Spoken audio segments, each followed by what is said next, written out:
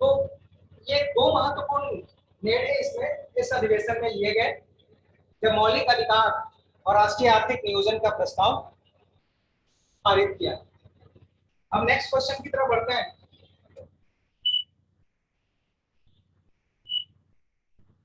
किस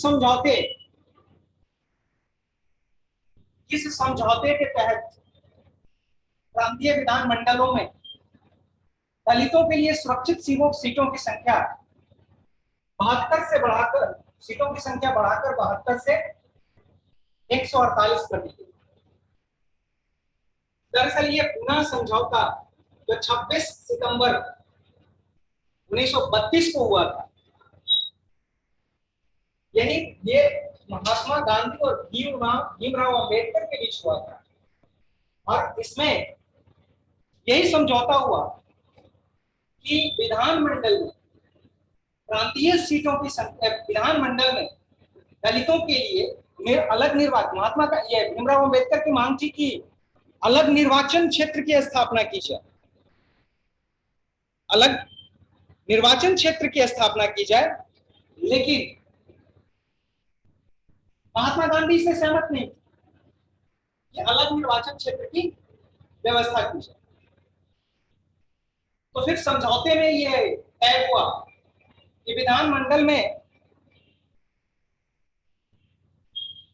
दलितों के लिए जो सुरक्षित सीटें हैं उसे 72 से बढ़ाकर 148 कर दिया जाए। अलग निर्वाचन क्षेत्र तो नहीं बनाया जाए, क्योंकि इससे भारत विभाजित होगा, भारतीय समाज खंडित होगा।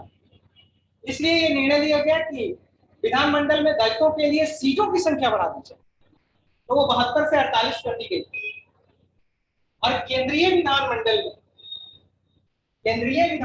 में दलितों के लिए सुरक्षित सीटों की संख्या 18% बढ़ा दी गई।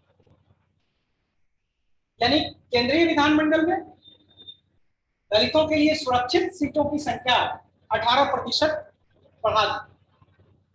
तो ये 26 सितंबर 1932 को हुआ था, और यह महात्मा गांधी और भीमराव अंबेडकर के बीच हुआ था।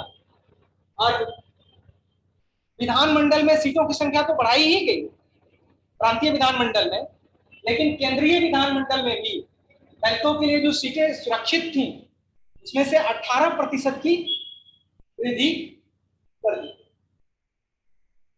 अब नेक्स्ट क्वेश्चन ज्योग्राफी से है। आप देख रहे होंगे कि इसमें प्रश्न है कि कौन सी भूकंपीय तरंग सबसे अधिक विनाशकारी है। भूकंप विनाशकारी होता ही है,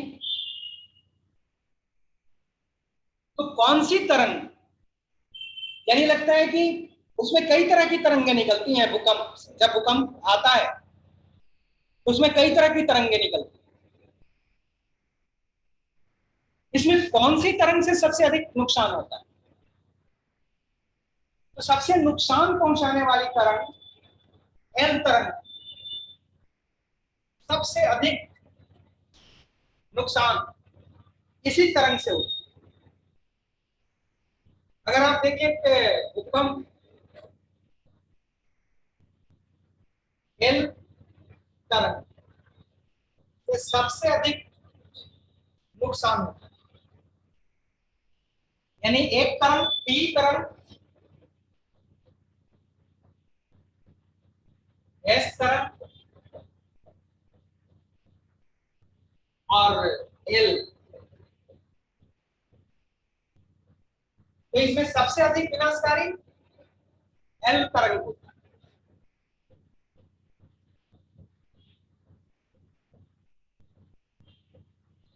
सबसे अधिक विनाशकारी।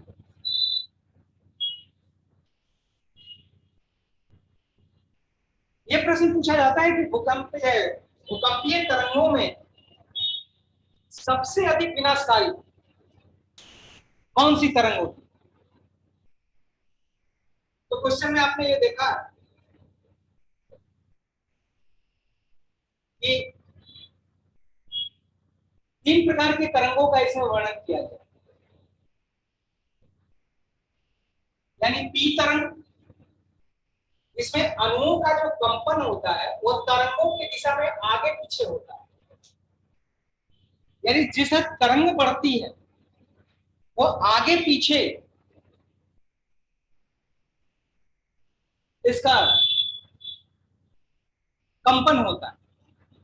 इसलिए यह तरंग ठोस में भी, तरल में भी और गैस तीनों माध्यम से होकर गुजरती है। तो ये टी तरंग,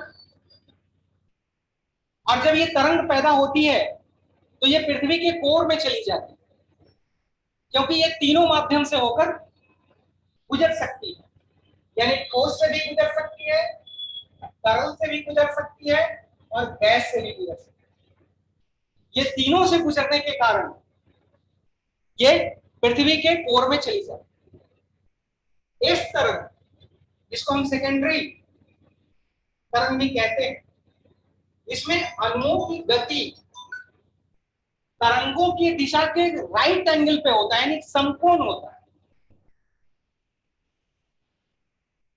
तरंगों की दिशा में न होकर तरंगों की दिशा के समकोण होता है,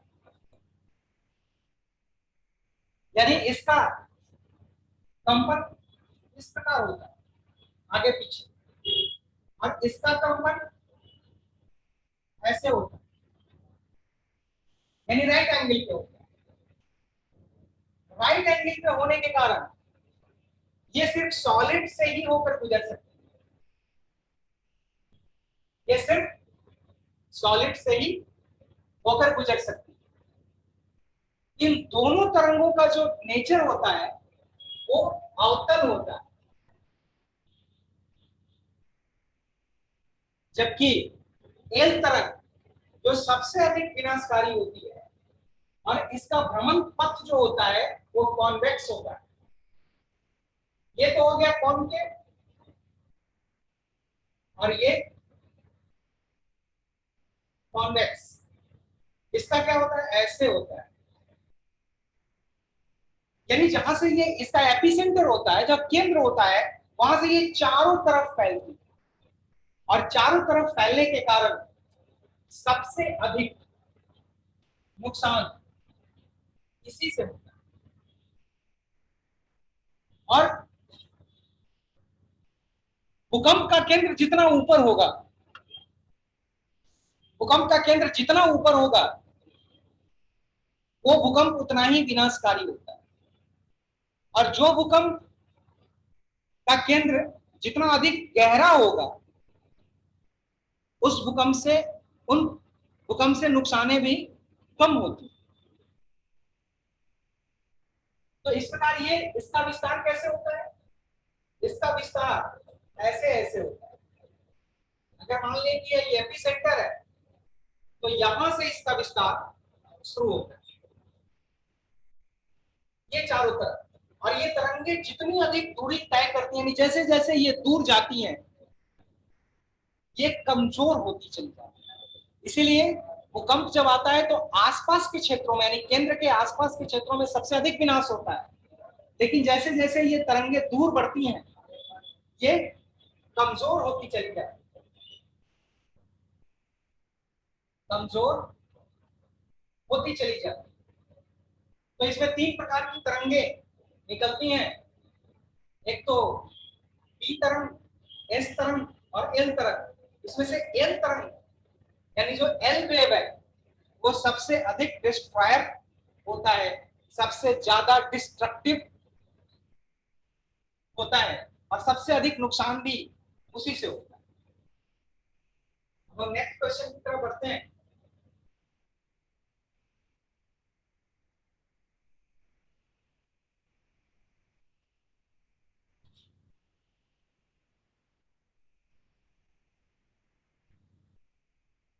इसमें एक प्रश्न है, स्टेटमेंट बेस्ड प्रश्न है। मुस्लिम लीग यह कौन सा अजीब जानवर है, क्या यह राजनीति, भगवान मुझे बचाए, क्या यह कांग्रेस विरोध है, जी नहीं, क्या यह लॉर्ड सभा है, जी। ये कथन किसका? तो ये कथन सिबली नोमानी का है।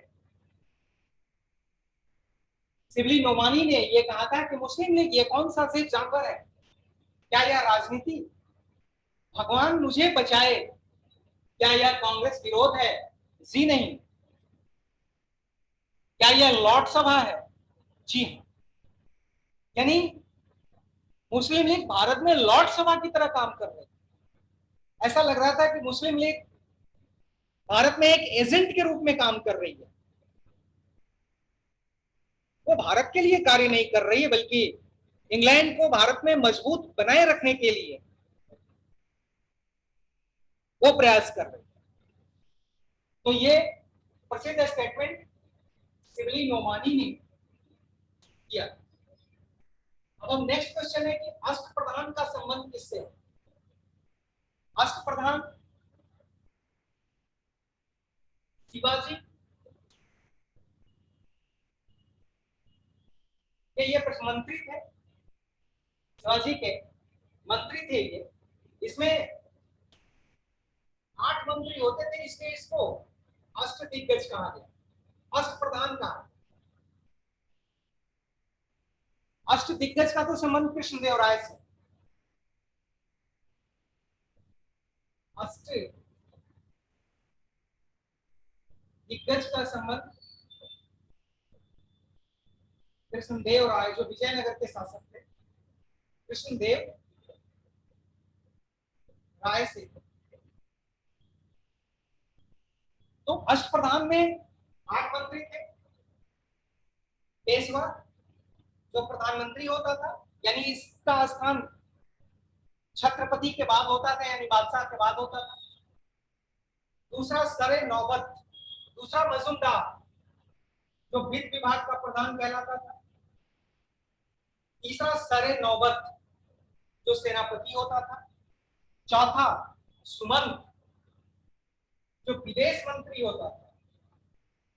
पांचवा सरनवीस जो राजकीय पत्र का, राजकीय पत्र व्यवहार का अधीक्षक होता था, यानी जो राजकीय पत्र तैयार किए जाते थे वो इसी के देख रेख और निर्देशन में तैयार किए जाते। छठा वाकिया नवीस जो गुप्तचर था। पंडित राव जो राजा का पुरोहित होता था। और न्यायाधीश जो न्याय का व्याख्याता होता था। तो ये 8 मंत्री शिवाजी की मदद करते थे प्रशासन शासन में। इन 8 मंत्रियों के सहयोग से वो अपना शासन चलाते थे। तो जब भी कभी प्रश्न आए कि अष्टप्रधान का संबंध किससे है, तो वो शिवाजी से है, जिसमें पेशवा, मजूमदार, सरे नौबत, सुमंत, सरनवीस, वाक्या नवीस, पंडित राव और न्यायाधीश जैसे मंत्री होते। अब नेक्स्ट क्वेश्चन की तरफ हम बढ़ते हैं।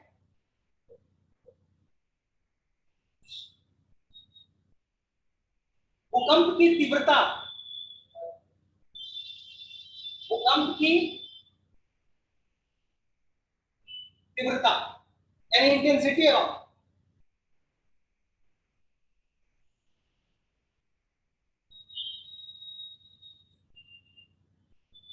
भूकंप की तीव्रता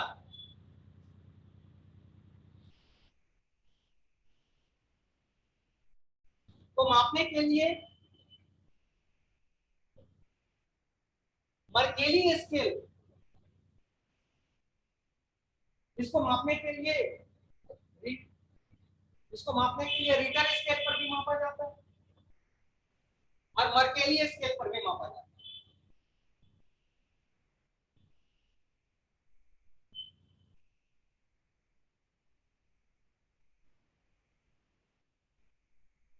रिटर रिटर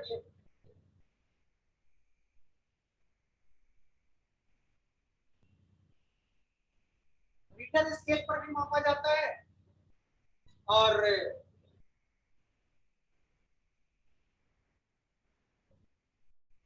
भूकंप मापन, इसको रिटर स्केल पर भी मापा जाता है। और मर्केली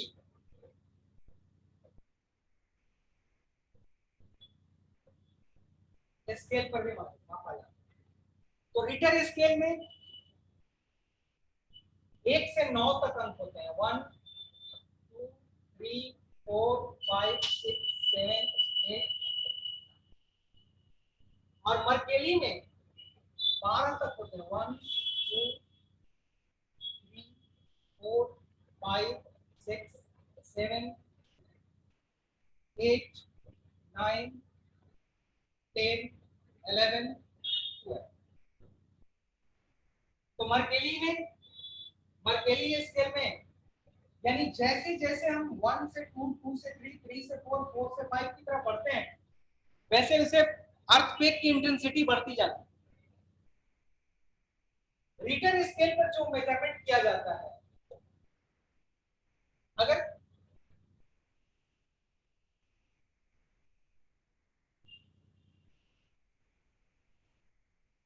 अगर रिटर स्केल पे भूकंप की जो इंटेंसिटी है, अगर 1 से 2 बढ़ता है तो 10 गुना वृद्धि हो जाती है। अगर 2 से 3 की तरफ बढ़ता है तो उसमें 10 गुना की वृद्धि हो जाती है। आप अंदाजा लगा सकते हैं कि अगर रिटर स्केल पर भूकंप की तीव्रता अगर 1 है, अगर वो 2 हो जाता है तो उसकी क्षमता 10 गुना बढ़ जाती है। और मर्केली ने 1931 में ये पैरामीटर बनाया था, ये स्केल बनाया था, जिसमें 1 से 12 तक के अंक शामिल होते हैं। अब नेक्स्ट क्वेश्चन की तरफ बढ़ते हैं। नेक्स्ट क्वेश्चन है त्रिस्तरीय पंचायती राज व्यवस्था के लिए 20 लाख से अधिक की जनसंख्या होनी चाहिए। अगर 20 लाख से कम है या 20 लाख से अधिक नहीं है तो कौन सा स्तर लागू नहीं होगा। यानी त्रिस्तरीय पंचायती राज व्यवस्था के लिए 20 लाख से अधिक जनसंख्या चाहिए। अगर 20 लाख से अधिक नहीं है तो कौन सा स्तर लागू नहीं होगा। अब ये पंचायती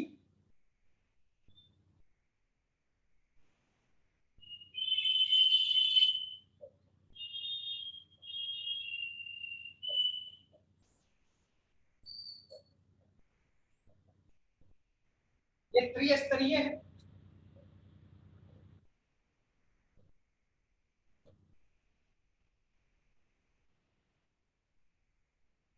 यानी जिला स्तर पर, प्रखंड स्तर पर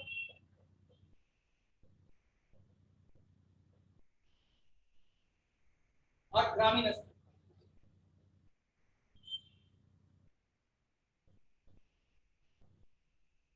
जिला स्तर पर जिला परिषद,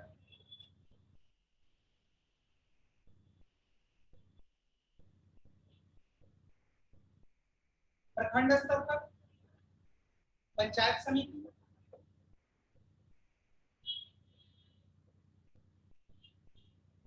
और ग्रामीण स्तर पर ग्राम पंचायत।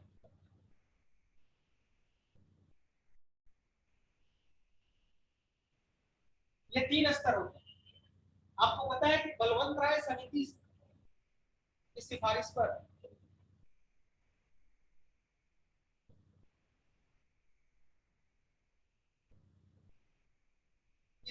पर ये लागू किया गया था।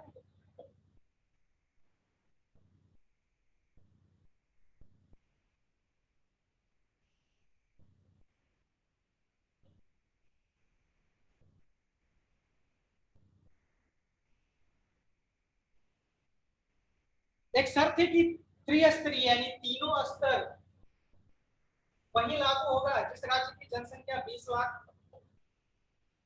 या उससे अधिक हो।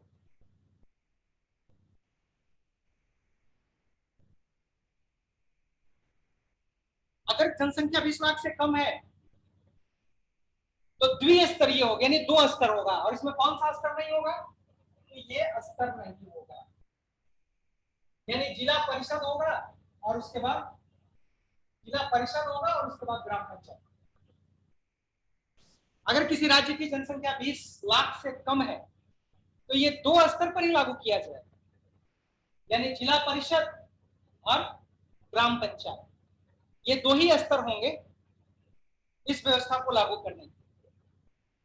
तो अगर जनसंख्या 20 लाख से कम है तो द्विस्तरीय पंचायती राज व्यवस्था लागू होगी, जिसमें मध्यवर्ती पंचायत स्तर यानी प्रखंड पंचायत समिति यानी प्रखंड स्तर पर व्यवस्था नहीं। अब नेक्स्ट क्वेश्चन की तरफ बढ़ते हैं। नेक्स्ट क्वेश्चन,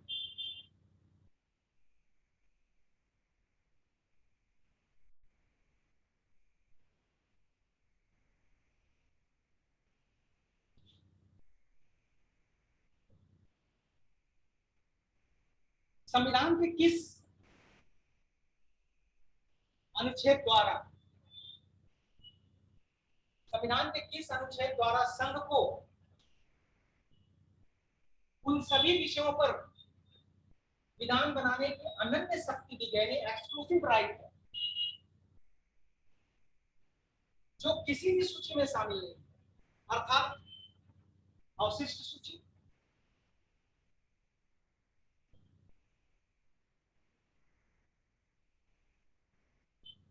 यानी इसमें वही विषय शामिल है जो तीनों विषय में, जो तीनों सूचियों में नहीं है, और इसका संबंध, ये अधिकार केंद्र को अनुच्छेद 248 के तहत दिया गया। ये अधिकार अनुच्छेद 248 के तहत दिया गया, जैसे दान कर अधिनियम, धन कर अधिनियम, साइबर लॉ, इससे संबंधित जो अगर कानून बनाने की आवश्यकता पड़ती है तो ये अधिकार संघ को, और ये व्यवस्था अनुच्छेद 248 में की गई है, और ये अवशिष्ट सूची कहलाती है। जैसे आपको पता है कि 3 प्रकार की सूचियां हैं, यानी संघ सूची, राज्य सूची और समवर्ती सूची। संघ सूची में जो विषय शामिल किए गए हैं इस पर कानून बनाने का अधिकार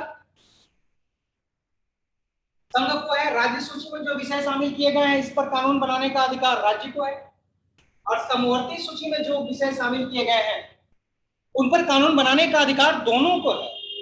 लेकिन अगर दोनों के कानून में किसी प्रकार का विरोधाभास अगर उत्पन्न होता है, कॉन्ट्राडिक्शन अगर होता है, तो केंद्र का ही कानून लागू होगा। लेकिन वो विषय जो तीनों में नहीं, फिर उनके लिए कानून कौन बनाएगा, तो ये रेज्यूटरी पावर यानी अवशिष्ट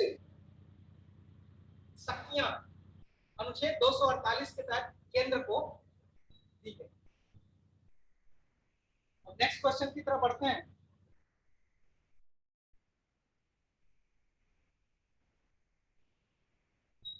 राष्ट्रीय राजधानी क्षेत्र दिल्ली सरकार संशोधन अधिनियम 2021 के प्रावधान क्या ये 2021 में किया गया। राष्ट्रीय राजधानी क्षेत्र, आपको पता है कि दिल्ली में विधानसभा है,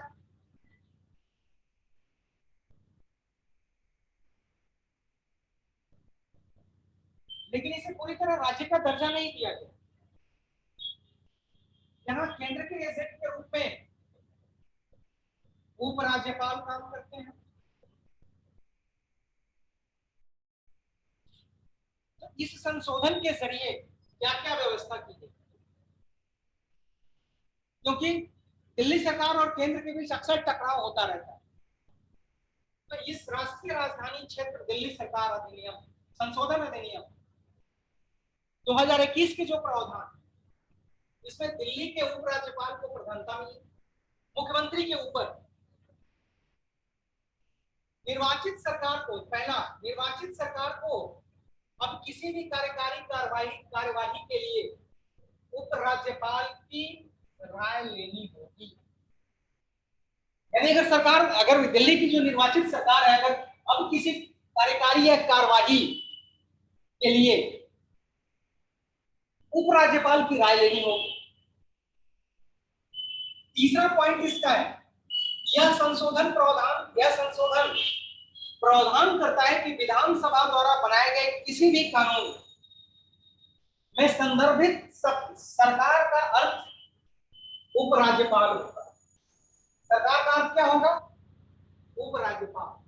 यानी सरकार का मतलब मुख्यमंत्री नहीं होगा। सरकार का मतलब मुख्यमंत्री नहीं, सरकार का मतलब उप राज्यपाल। जबकि जिन्हें राज्य का दर्जा प्राप्त है, वहां सरकार का अर्थ क्या होता है? मुख्यमंत्री। लेकिन यहाँ सरकार का अर्थ, अगर विधानसभा द्वारा अगर कोई कानून बनाया जाता है जिसमें यह लिखा जाता है कि सरकार ये कानून बनाने जा रही है, तो वहां पर सरकार का अर्थ क्या होगा? उपराज्यपाल होगा। चौथा संशोधन, विधानसभा को विधानसभा में प्रक्रिया और कार्य संचालन को विनियमित करने के लिए नियम बनाने की अनुमति देता है, जो लोकसभा के अनुरूप होना चाहिए। यानी जिस प्रकार लोकसभा में यह संशोधन की प्रक्रिया, विधानसभा में प्रक्रिया और कार्य संचालन कैसे करना चाहिए या कैसे करना होगा, जैसे लोकसभा में किया जाता है उसी तरह उनको करना। पांचवा इसका प्रोविजन है कि संशोधन के लिए उपराज्यपाल को विधानसभा द्वारा पारित कुछ विधेयकों को राष्ट्रपति के विचार के लिए आरक्षित रखने की आवश्यकता है। यदि अगर दिल्ली विधानसभा द्वारा अगर कोई विधेयक पारित किया जाता है, तो उपराज्यपाल उस पर अनुमति देने से पहले उस विधेयक को राज्यपाल के लिए आरक्षित रख सकती है, राष्ट्रपति के लिए आरक्षित रख सकते हैं। इस पर राष्ट्रपति विचार करें। अगर राष्ट्रपति स्वीकार करते हैं तो मैं जरूर इस पर सहमति दें। तो ये एक तरह से राष्ट्रीय राजधानी क्षेत्र सरकार संशोधन अधिनियम 2021 में ये दिल्ली सरकार के अधिकारों को सीमित करता है, दिल्ली सरकार के ऊपर केंद्र के प्रभाव को ये और मजबूत है। अब हम नेक्स्ट क्वेश्चन की तरफ बढ़ते हैं। नेक्स्ट क्वेश्चन है कि कार्बन ट्रेडिंग क्या है? ट्रेडिंग का अर्थ क्या हुआ? यानी ट्रेडिंग का अर्थ तो व्यापार होता है, यानी कार्बन का व्यापार। यानी क्या हुआ? ये कार्बन का व्यापार। तो कार्बन के व्यापार यानी इसकी शुरुआत कब हुई? इसका निर्णय किया गया क्योटो प्रोटोकॉल यानी जापान में एक साथ, जब वहां पर्यावरण संतुलन से संबंधित मामलों पर विचार करने के लिए जब वहां पर सम्मेलन हुआ 1997 में, वहीं पर यह निर्णय लिया गया कि कार्बन ट्रेडिंग कॉन्सेप्ट को प्रमोट किया जाए। हालांकि ये लागू हुआ 2005 से। अब इसमें क्या व्यवस्था की गई है कार्बन ट्रेडिंग में? इसके तहत प्रमाणित उत्सर्जन सर्टिफाइड एमिशन रिडक्शन उन संस्थाओं को जारी किया जाता है जो उत्सर्जन को कम करने वाली परियोजना लगाती हैं, जैसे पवन, सौर ऊर्जा दक्षता। यानी ये किसको जारी किया जाता है? उन संस्थाओं को जारी किया जाता है जो कार्बन का उत्सर्जन कम करने वाली परियोजनाएं लगाते हैं, और उन राष्ट्रों को कार्बन क्रेडिट खरीदने की अनुमति देता है जो कटौती लक्ष्य को पूरा करने में असमर्थ। अगर मान लिया कि भारत को ये बताए कि आप 10 टन से ज्यादा कार्बन का उत्सर्जन नहीं कर सकते, यानी अगर इसके ये तय कर दिया गया कि आप 10 टन से ज्यादा कार्बन उत्सर्जन नहीं कर पाए, लेकिन आप 12 टन से कम कर ही नहीं पाएंगे, यानी हर हाल में 12 टन कार्बन उत्सर्जन होगा, 12 टन से कम कर ही नहीं पाएंगे, यानी हर हाल में 12 टन कार्बन उत्सर्जन होगा, 12 टन से कम कर ही नहीं पाएंगे, यानी हर हाल में 12 टन कार्बन उत्सर्जन होगा। 12 टन से कम कर ही नहीं पाएंगे, यानी हर हाल में 12 टन कार्बन उत्सर्जन होगा। अगर ये हम कम करते हैं तो इससे विकास प्रभावित है। तो फिर 2 टन की तो अनुमति नहीं है आपके पास, 2 टन की अनुमति तो नहीं है, यानी 2 टन आप उत्सर्जन नहीं कर सकते हैं। तब ये 2 टन उनको बाजार से खरीदना होगा, और ये कौन बेचेगा? जिनको जिनको 12 टन यानी 10 टन अनुमति है कार्बन उत्सर्जन की, लेकिन वो 8 टन ही उत्सर्जन कर रहे हैं, यानी वो 2 टन उत्सर्जन और कर सकते हैं, लेकिन इनकी रिक्वायरमेंट 8 टन में ही पूरी हो जाती है, यानी वो 2 टन किसी और को दे सकते हैं। तो ये सर्टिफाइड एमिशन रिडक्शन उनको दिया जाता है। ये को किसको दिया जाता है? जो पवन, सौर, यानी ये वैसी परियोजनाएं लगाते हैं जो कम कार्बन का उत्सर्जन करती है। तो स्वाभाविक है कि उनके पास क्रेडिट बच जाता है, तो अपने क्रेडिट का वो ट्रेड करते हैं, यानी व्यापार करते हैं। तो कार्बन ट्रेडिंग का कॉन्सेप्ट 1997 के क्योटो प्रोटोकॉल से आया, और इसमें उन्हीं को ये carbon emission certified emission reduction ये उन्हीं को दिया जाता है जो निर्धारित कोटा से कम कार्बन का उत्सर्जन करते हैं। अब हम नेक्स्ट क्वेश्चन की तरफ बढ़ते हैं। नेक्स्ट प्रश्न है माउंट एवरेस्ट का निर्माण। माउंट एवरेस्ट का निर्माण कैसे हुआ? आपको पता है कि माउंट एवरेस्ट का निर्माण प्लेट टेक्टोनिक के जरिए हुआ, यानी विवर्तनिक प्लेटों के विवर्तनिक टक्कर से ये इसका निर्माण हुआ। प्लेटों की जो टक्कर होती है 3 प्रकार की होती है। एक तो प्लेट अगर एक दूसरे से दूर जा रहे हैं,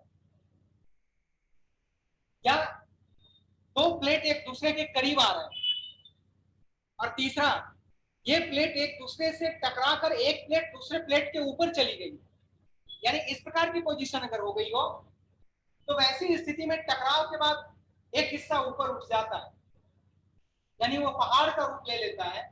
तो माउंट एवरेस्ट का निर्माण भी इसी प्लेट टेक्टोनिक, और इसमें टकराने वाली कौन कौन सी प्लेटें थी? तो भारतीय प्लेट और यूरेशियन प्लेट। भारतीय प्लेट और यूरेशियन प्लेट के टकराने से इस हिमालय पर्वत का निर्माण हुआ, और ये नेपाल और चीन के स्वायत्त क्षेत्रों में, नेपाल और चीन के स्वायत्त क्षेत्र तिब्बत में स्थित है। तिब्बत में इसका नाम क्या है? चोमोलुंगान, यानी तिब्बत में माउंट एवरेस्ट को इस नाम से जाना जाता है, चोमोलुंगान, और इसका अर्थ क्या होता है? विश्व की देवी मां। यानी तिब्बत में हिमालय पर्वत का नाम विश्व की देवी मां यानी चोमोलुंगान। और नेपाल में इसका नाम सागर माथा, सागर माथा, यानी ये सागर, नेपाल में ये सागर माथा के नाम से जाना जाता है। हाल में एक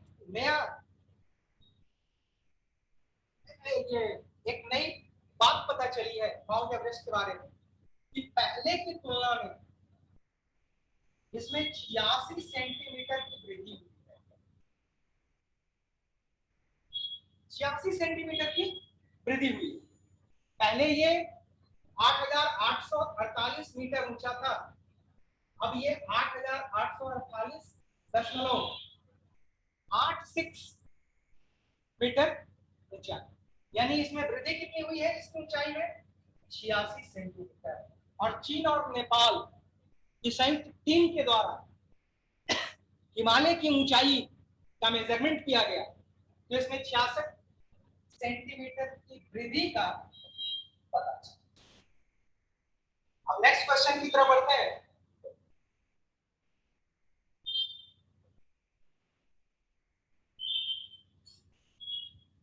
नेक्स्ट क्वेश्चन है कि कालबेलियन लोक नृत्य का संबंध किस राज्य से? इसका संबंध राजस्थान से है। यह सपेरा जाति का नृत्य है, यानी जो सांपों को पकड़ने वाली जो जनजातियां हैं उन्हीं का ये डांस है, फोक डांस है।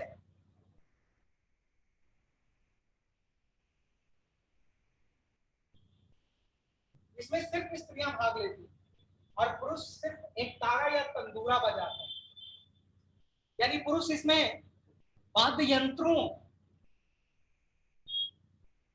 का उपयोग करते हैं और डांस सिर्फ स्त्रियां करती हैं। और इसका नाम क्या है? कालबेलिया, यानी कालबेलिया फोक डांस का संबंध राजस्थान से। 20वां और अंतिम प्रश्न, वारली चित्रकला का संबंध, वारली चित्रकला का संबंध किस राज्य से? तो वारली चित्रकला का संबंध महाराष्ट्र से है और यह मुख्यतः ये जो चित्रकारी है ये वारली आदिवासियों की कला है। ये वारली आदिवासी, वारली